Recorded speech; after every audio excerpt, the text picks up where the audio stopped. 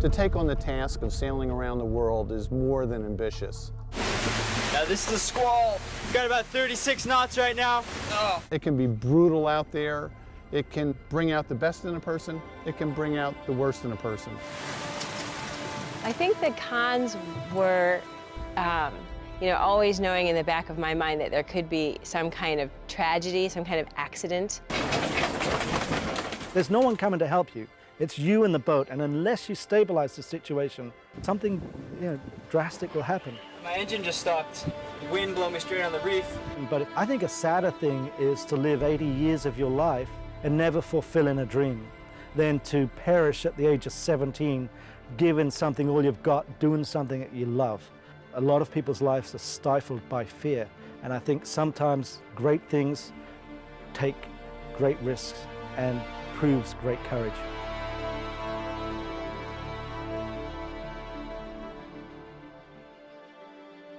Raised by a shipwright in Southern California, Zac spent his childhood on boats, where he developed his allure for adventure.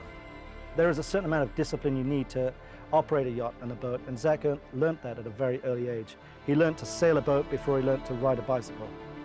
With sailing infused in his blood, Zac dreamed of one day navigating the earth by himself. It's almost as if Zac has been in training his whole life for this time without realizing it. And so it was decided, with his parents' trust and support in place, Zac set out to become the youngest person ever to sail around the world alone.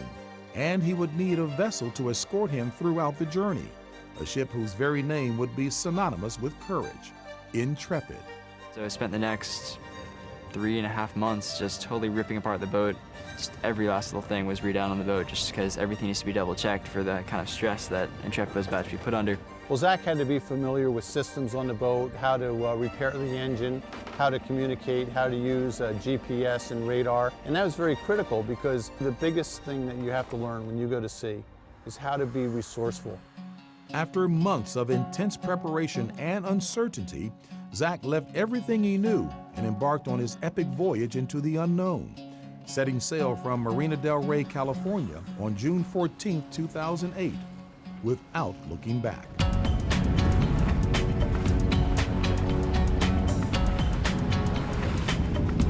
There's so much power in the ocean. You can't experience that many other ways, you know, apart from being out there and just seeing the waves go off in the wind and just barely being in control of the situation. With over 2,000 miles to his first port in Hawaii, Zac would experience a microcosm of his entire trip and would have to battle his own isolation for 23 straight days at sea. I'd say sleep deprivation was probably one of the hardest constant challenges on the trip. It was just always there, and it's such a hard thing to deal with as far as just emotionally and like strength-wise, and it just impairs your judgment. It's really hard to deal with. Morning here on day 5. This was pretty awful night. Day 10. Been awake for about, didn't sleep last night. Didn't sleep very well the night before that. I don't know how many hours that is, because I'm so tired I can't think very well. Alright, so it's day 15 out here right now. 14. No. I don't know. It's some day out here.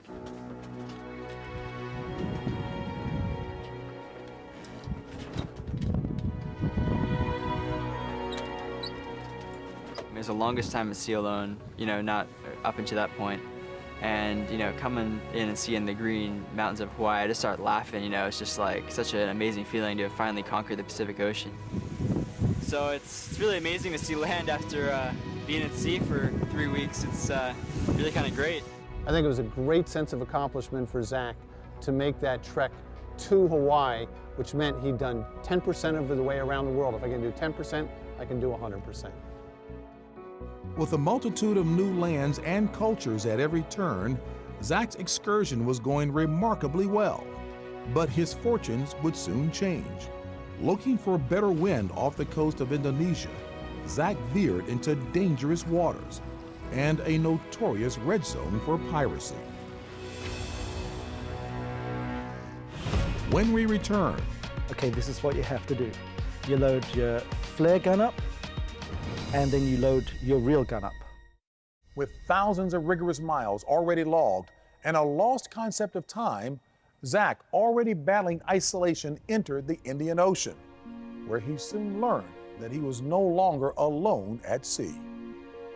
He was approached by a large, dilapidated powerboat with no markings, had no numbers, you know, no flag, no people. He couldn't see anybody.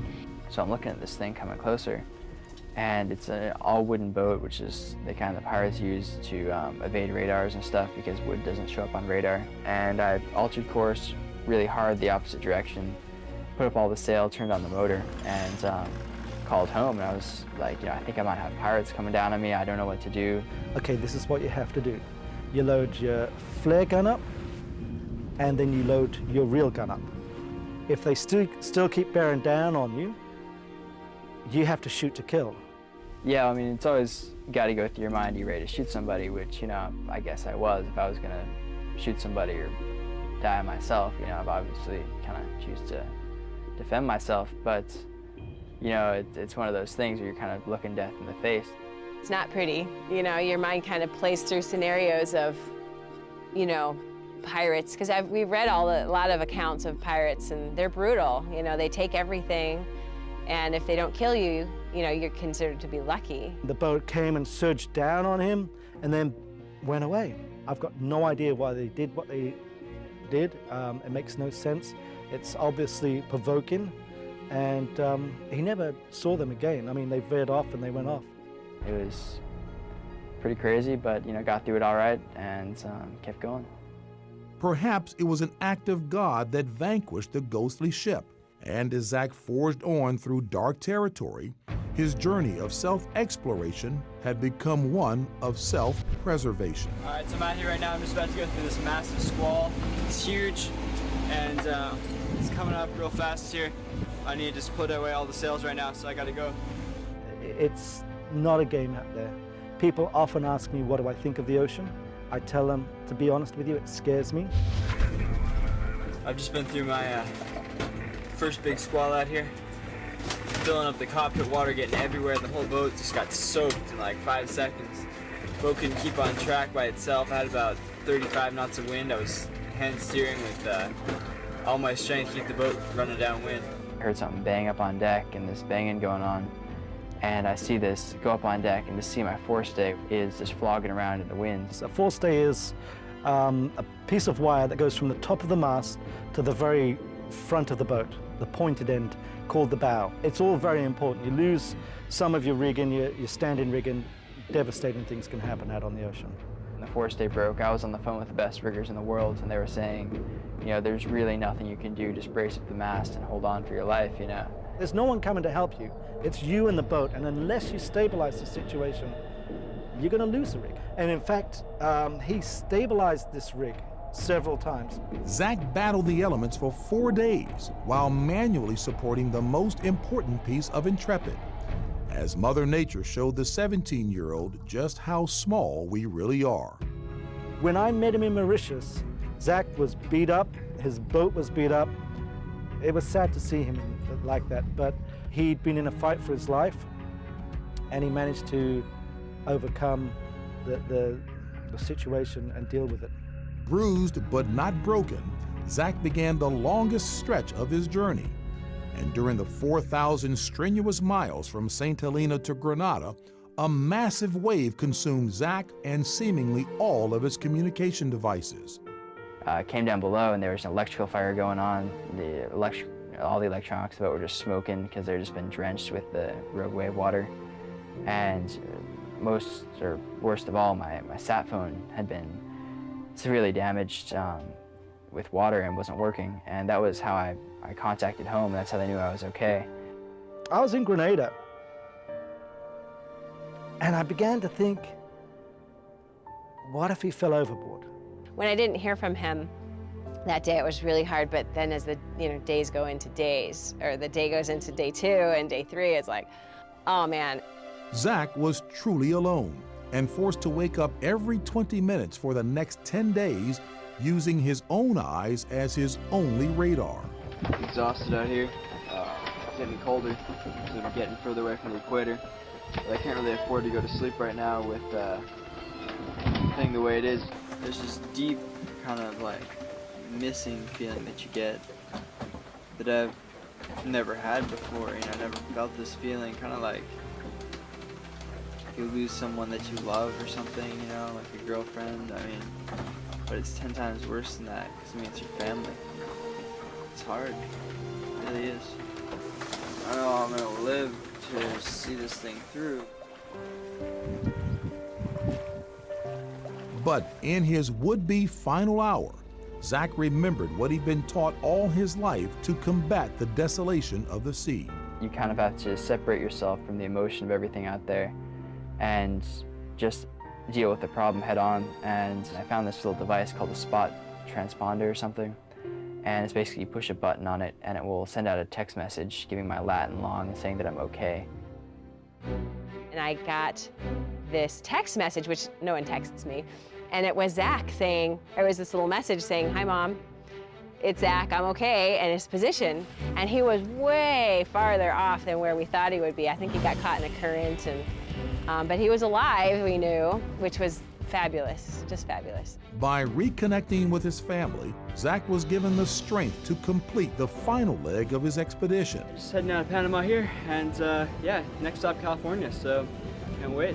Where he gained a new perspective on his purpose in the world. I am at a point in life where, I mean, I love adventuring, and I wouldn't stop that for the risk of death at all. I mean, I'd rather die doing something I love than live doing something I hate. And it wasn't blind courage that went out there and said, I'm going to do this. It was well thought out, it was well executed, and he came back a hero. After 387 days and over 28,000 nautical miles, ZacSunderland returned home.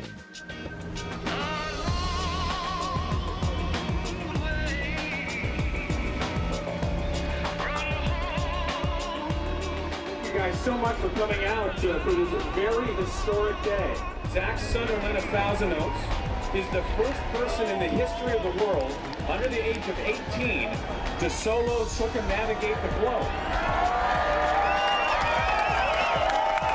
My goal to inspire people is to get people to get out there and do hard things. You know, I mean, it's amazing how much you can put yourself through, and if people don't push themselves with everything they've got, you'll never know how far you can go. And if you never chase your dreams, you never know if it's possible or not. That's the kind of thing that makes a world better. People that show courage by example. Zac is unique to our species. He is not bound to the land, but instead seeks refuge in the sea. Most of us cannot do what he does, but he breathes life into our consciousness, proving that we can all set sail from our limitations to see what's really out there.